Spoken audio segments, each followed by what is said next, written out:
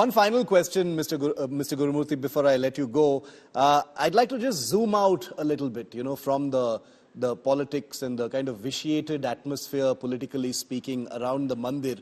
One of the things that all of us can agree on, and which is beyond doubt, is that the journey to this Ram Mandir has had many ugly incidents. There have been riots that happened after the demolition of the Babri Masjid, etc. Now the Mandir, is projected, like you rightly said, as a symbol of unity, as a symbol of, harmony that will bring people together. How hopeful are you that that will happen, sir? That in the shadow of the Mandir, in the wake of the Ram Mandir rising, there will actually be greater inter-religion harmony in this country? See, it is inevitable. It is inevitable that the movement which reoriented the disoriented post-independence Indian politics back to where it was before 1937. That is the real India.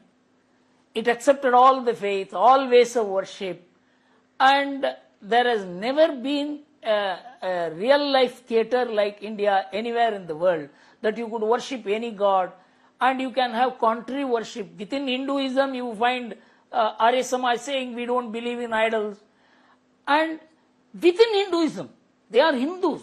They don't believe in idols. And nobody has rejected them. Intermarriages take place. Jains reject the concept of Vedas. But there is intermarriage between Jains and Hindus. You see, it's the positive side of how this whole civilization had evolved. That is what is the idea of India. And that is being recalled, reinstated by the Ram Temple movement, although it had huge objections. And even the riots that followed after the Babri Masjid demolition was because the Congress called it a mosque. If the government had said it was a structure in disuse for the last 200 years, which Muslim would have opposed it? How they would have gone in emotion at such high altitude levels? They would not have. You promoted it. You wanted it to sustain a kind of politics which was divisive. But my only worry is, why are they replaying it? What is the need for it? But I think the movement has grown so much. It has acquired constitutional validity today with the Supreme Court convergently, all the 5 judges deciding, and the state law ensuring this, like Somnath. I think there is a large consensus transcending politics, transcending all divisions, transcending the kind of narrow attitudes which the opposition party is taking, which is being seen as people's unity. It is cutting across all regions. Absolutely. So my feeling is, as someone who has observed not only politics from the media perspective, from business perspective, from economic perspective, but also from the perspective of the Ranjan Bhoomi movement, I think this is a paradigm shift back to where India was before 1937, about which not much is known.